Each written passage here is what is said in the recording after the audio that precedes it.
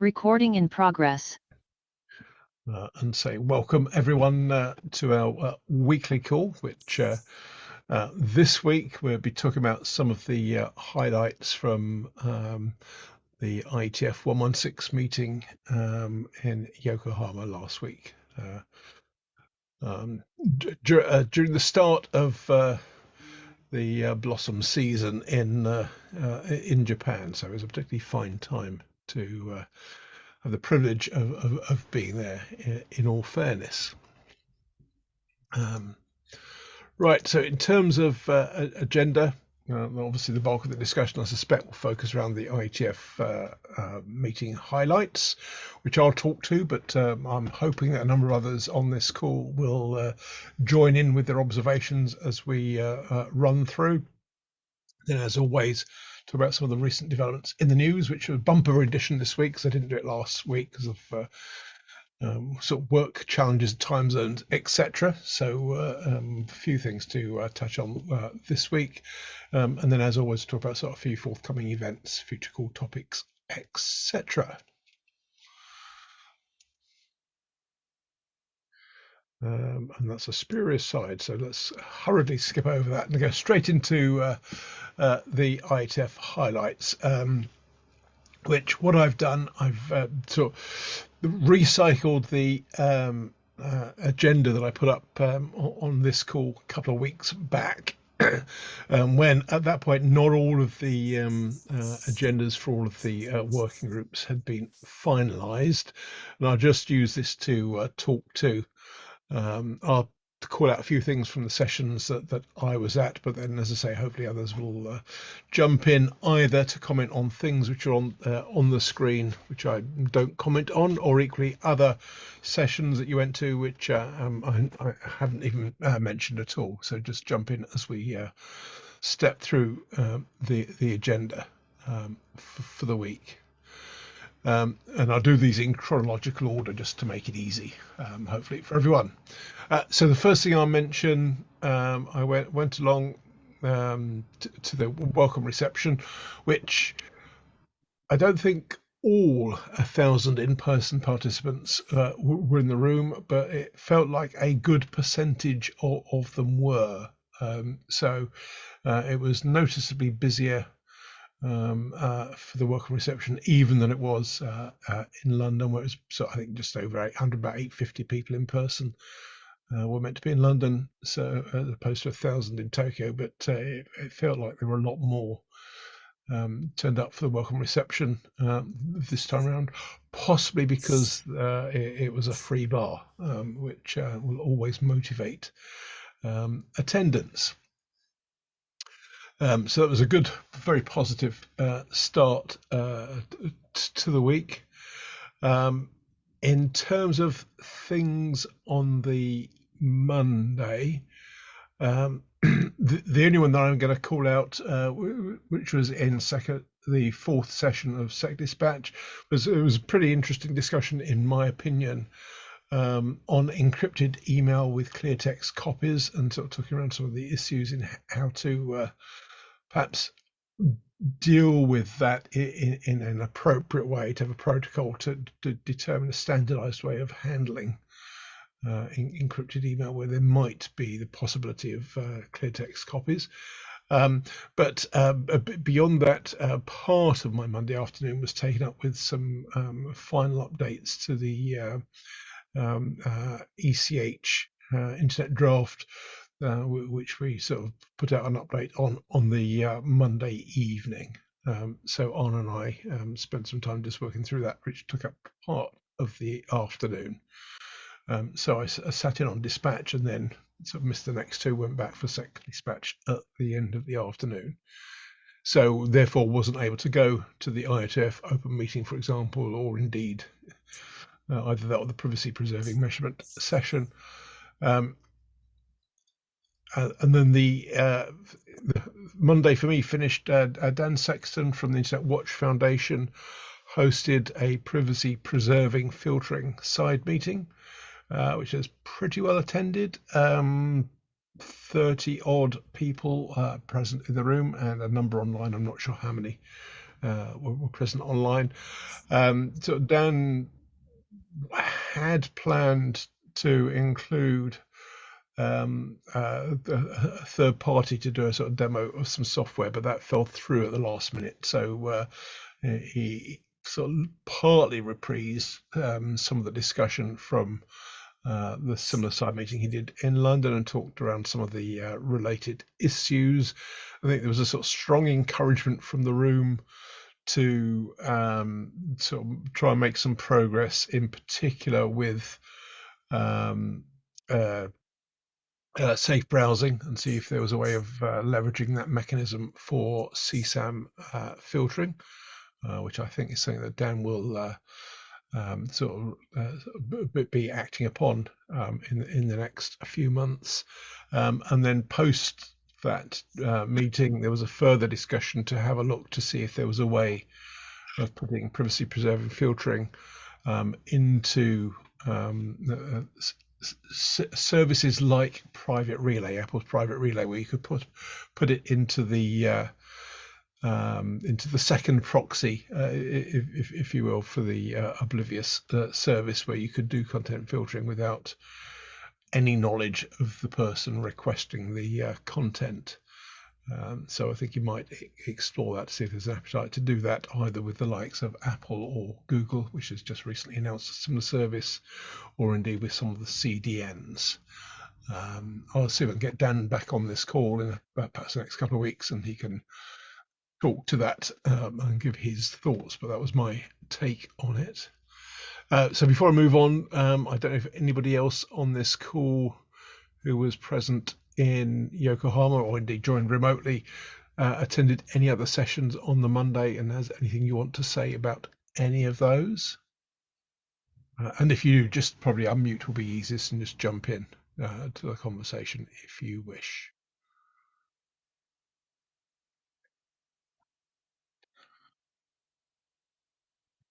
And it looks like possibly not this one. Okay, so let me move on. If something suddenly occurs to you, feel free to put it in the chat instead, if that's easier. Looking at the Tuesday from the various sessions, a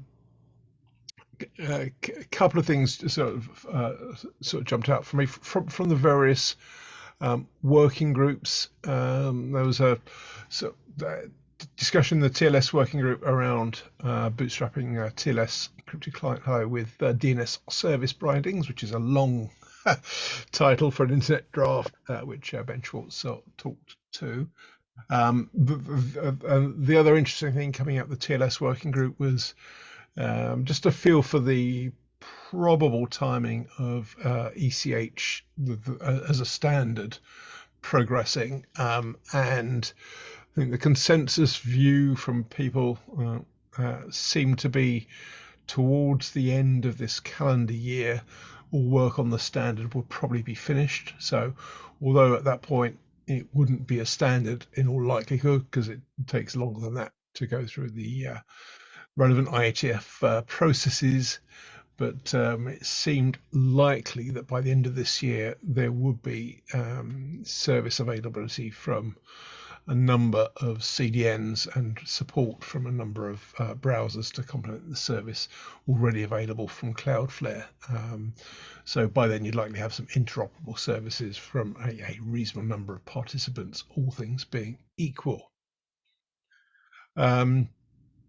Also on Tuesday was the Oblivious HTTP application intermediation working group, or OHI.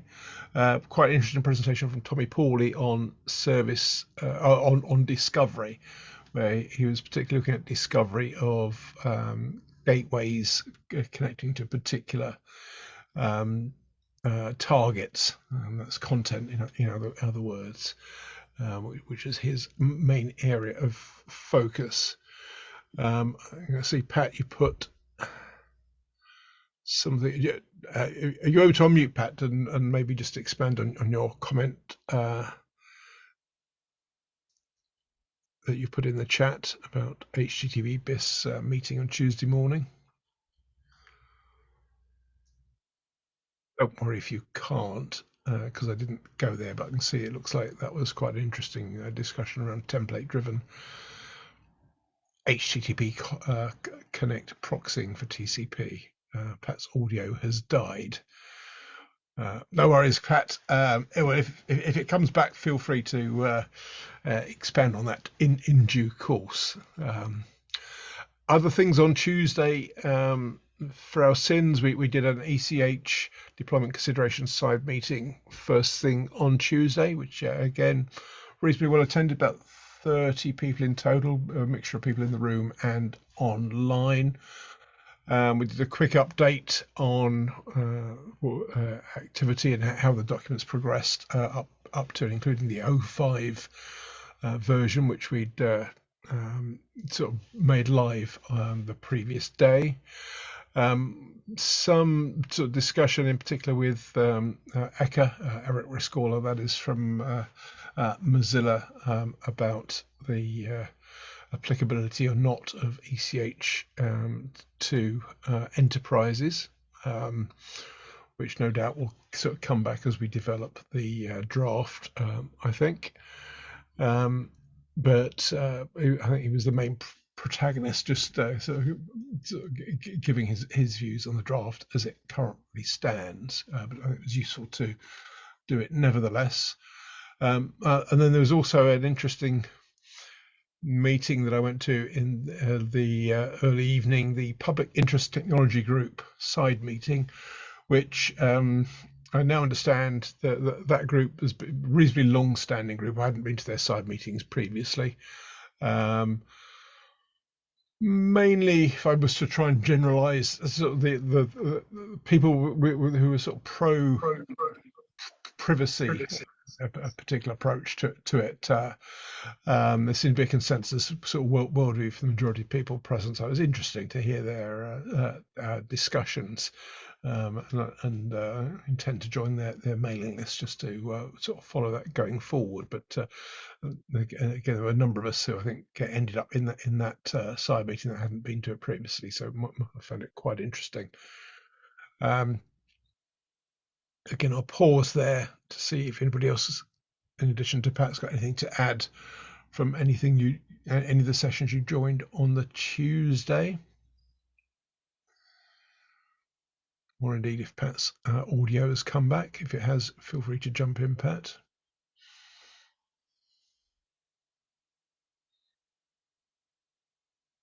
Just while people are thinking, obviously the intent in highlighting these is for those of you that either went to different sessions or indeed had other things to do last week, to hopefully signpost some of the sessions it might be worth you watching the recordings of, which are now all available, I think, on the IETF website. Okay, just moving along. On Wednesday, so the Gen Dispatch discussion I thought was a particularly interesting session, both in terms of the content, which was just looking at the sort of relative roles of the ISG and the IAB within the IETF structure, antitrust guidelines, and also Marek and Emily from the UK's Department of Science, Innovation and Technology, DCIT, previously called DCMS, presented a draft paper that they've just recently issued on policy expert engagement in the IETF standardization process. So that was, in my view, a pretty content-rich working group session. One of the highlights of the week came when its outgoing co-chair, Kirsty Payne, who some of you may know, asked people in the queue, because things were sort of timing out. I think it was when she got, this was when we were talking about the antitrust guidelines, if I recall. So they're running up against time, so she asked the remaining questions if they could speak more quickly. Probably not realising that one of the remaining questioners was the previously mentioned Eric Riscaller, or Eka, who, those of you that know Eka will be aware, he does speak extraordinarily quickly anyway. But he appeared to rise to the challenge and speak even more quickly, which was quite an impressive feat. Also in the MapG session 3, a paper was presented on measuring the performance of iCloud Private Relay, which coincided with another paper being published, which was in the news headlines. Conclusion, unsurprisingly, is that there is a performance overhead from running private relay to, if you want privacy, there often is. And be an interesting exercise. I haven't done it properly yet to cross compare the two sets of measurements, but it's good to see that stuff coming out now into the public domain. We finished off Wednesday with the plenary, covering some more of the administrative of the IETF, which is a lot livelier than normal, with a lot more questions, because normally there's relatively few people come to the mic, but there were more this time around. And then takes us on to Thursday. The session I went to first was the DNS Ops working group, which had, well, there's a lot of good content in there, but not least of which, I think Gianpaolo will be pleased to hear. I thought the session that Gianpaolo, you led on with on-site support from Ralph was extremely well done. Best slides of a presentation from the whole meeting, in my view, and a good demo of sort of getting with your browser extension to get structured error messaging working. Thank you. Within a browser. So it was, yes, not only were the slides very good, but the actual concept and content were good as well. But the slides were most impressive, and I would say warrant people looking at just to appreciate the quality of the slides, if not the underlying idea. But both were, I think, were very well done. Also on Thursday, we presented at the OPSEC working group on our ECH deployment considerations paper, with a view to having it adopted by the working group. And that's now gone to the working group list for discussion. So anyone on here that has an opinion on that, feel free to share your ideas on the OPSEC working group list if you wish. Preferably supportive of them adopting it, but either way, opinions either way is good. And we last working group I went to on Thursday was unsurprisingly, the ADD working group, which covered a range of content, as you can see: split horizon, resolver information, dedicated credentials to host encrypted DNS forwarders on CPE. So putting the moving encryption into the DNS forwarders, which I personally think is an excellent idea as well. And then we finished the Thursday with the IETF social. Unusually to have it on a Thursday rather than a Tuesday, but it was fantastically well done, with a very good event in my view, on the Osunbashi pier, with beer, sake, music, calligraphy, and a wide range of other delights. So yeah, very good social for anyone that had the pleasure of being there. So I mentioned that, feel a bit guilty for those of you that were joining remotely, because obviously you couldn't do that. And then we wrapped up on Friday after a late night Thursday at the social. I had I won't talk too much about the immediate side meeting, but the HRPC, Human Rights Protocol Considerations, now moving to, I think, they're trying to rename that Human Rights Policy Considerations. Very good, in my view, content. There was a presentation on hack leaks and revelations. So basically how to sort of tools that you could use to analyze leaked data. There's a variety of different tools that were demoed. James Evans, Pat's colleague in Ofcom, attended then. I spoke to him afterwards because James, in a previous life, was involved in sort of digital forensics, so he was very complimentary about that presentation, which was good to hear. But there was also a presentation on cryptography for grassroots organisations with some quite innovative ideas presented on how to implement that. And then there was a paper, the sort of slightly clumsy title, Intimate Partner Violence, Digital Considerations, which was about, it was an internet draft, 0.0 draft, so early days yet, but starting to scope out some of the things that you could do if, for people that were perhaps suffering from perhaps a controlling partner or other close, someone else who are in a close relationship with them. Which I think would warrant also broadening its scope slightly, because some of the techniques you might want to implement to stop that sort of overbearing sort of partner may well be the exact opposite things you'd want to do to protect a child from sort of grooming exploitation. So to understand the sort of the opposing pressures would be quite beneficial in that draft. And that was the last session I attended. I didn't go to one in session 2, so that was the end of my IETF last Friday.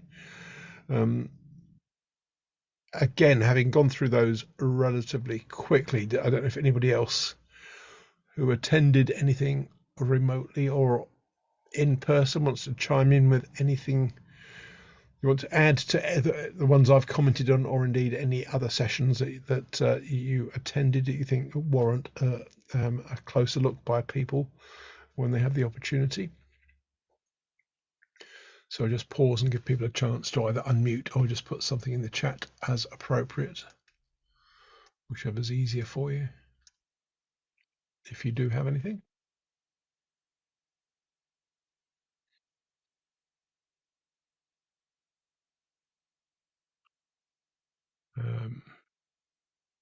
Yes, I didn't go to that. I see Pat has commented on machine learning used against IETF standards in the newly formed research and analysis of standard setting processes, the proposed proposed research group, RASP, which looked like it was interesting. So thanks for saying that, Pat. I'll take a note to look at that at some point this week. So as you can see, that was session 2 on Thursday, which unfortunately I wasn't able to go to myself.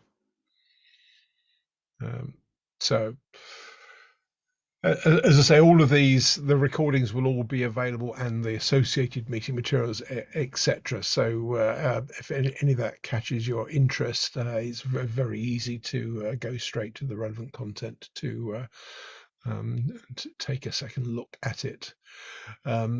So the side meetings, some of the side meetings will have been recorded as well. I haven't yet put up the recording from the ECH side meeting, as I haven't had time. I'll probably do that either tonight or tomorrow.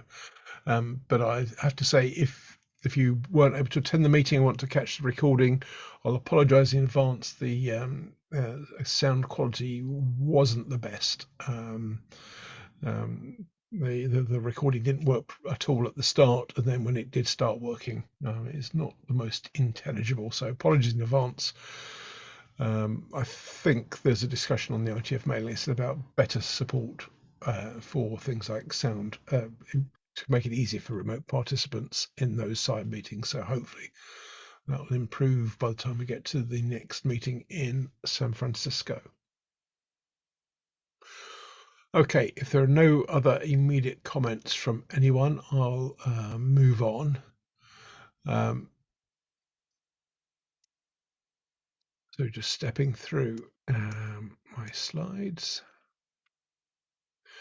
Okay, so as I said, because I didn't do news headlines last week, there's a few more this week, which you would have seen from the email from earlier today.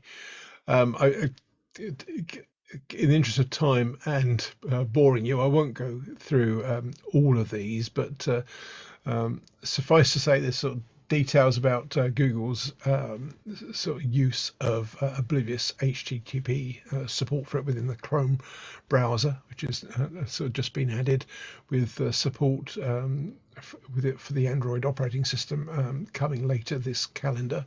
So a short article on that. Interesting piece from Jeff Houston, sorry, of AppNet, as always. This time looking at the privacy benefits of mask and oblivious HTTP. Suffice to say, I think Jeff has mixed views whether the privacy benefits have been accrued by end users would be my take, but well worth your time to read that if you are able to. And also, as I mentioned a few minutes ago, a study came out a week or so ago, again measuring the performance of iCloud's private relay to understand what the performance overhead is. Definitely worth a look.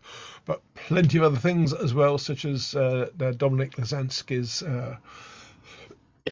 thoughts on multi-stakeholder governance and things like encrypted DNS. And so on. And since Zaid, I think, is on the call, a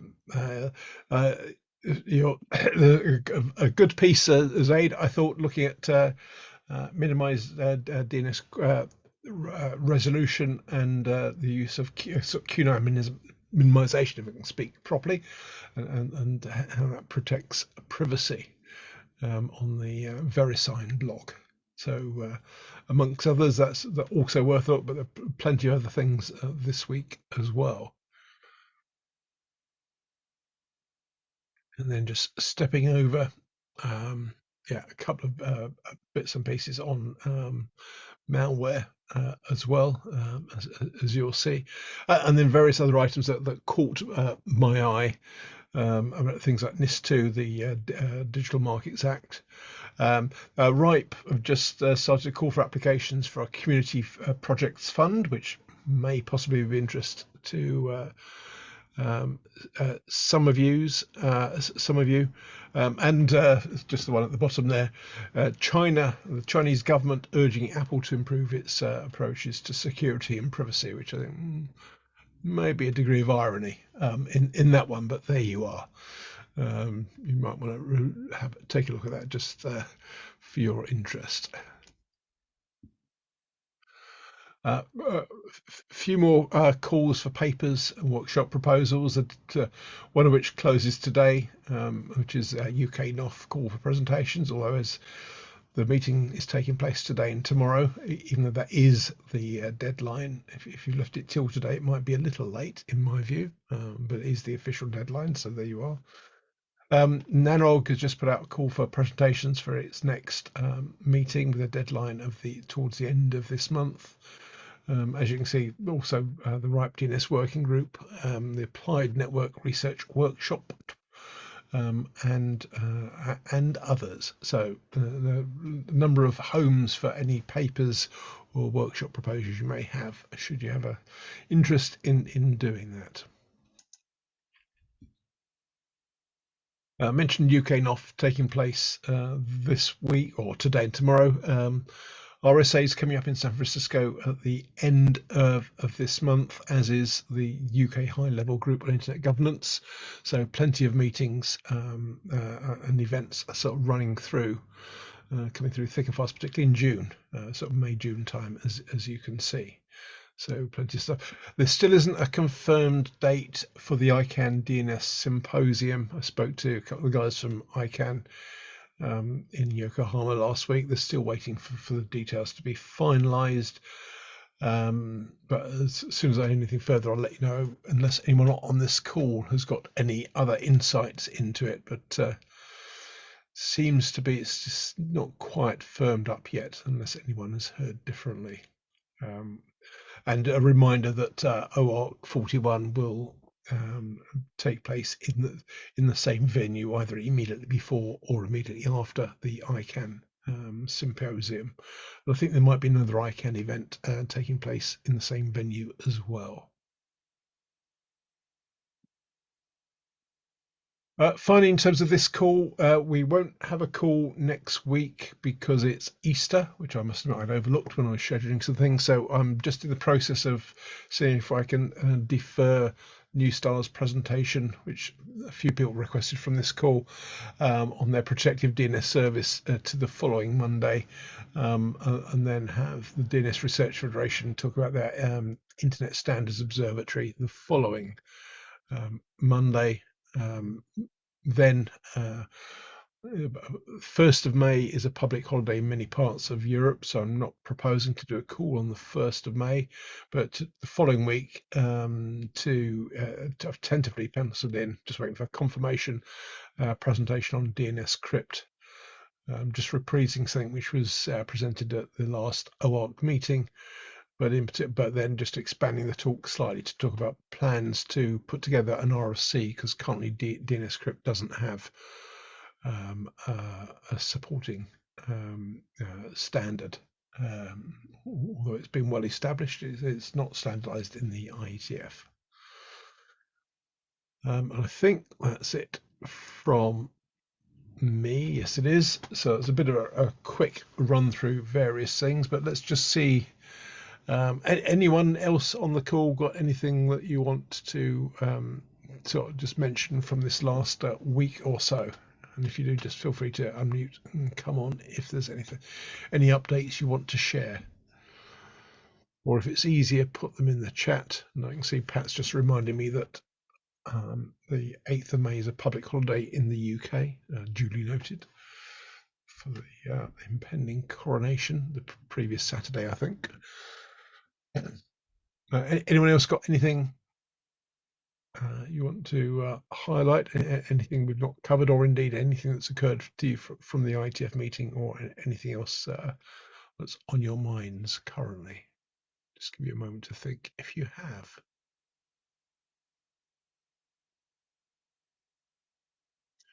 I'm not seeing anything in the chat at the moment. If you haven't, I'll put a link with the notes, so you know where to find the latest draft that we've done on encrypted client hello deployment considerations, and we'll urge you to take a look at that. Comments appreciated on the draft once you've had a chance to read through it. We will do an 06 version relatively soon, so we'll be happy to take on board any comments anyone wants to make. And if there isn't anything from anyone else, have a fantastic week. Hope those of you that were in Yokohama are quickly recovering from the time zone challenges. But yeah, have a great week, and look forward to catching up again same time next week. So speak to you all then. Bye, everyone.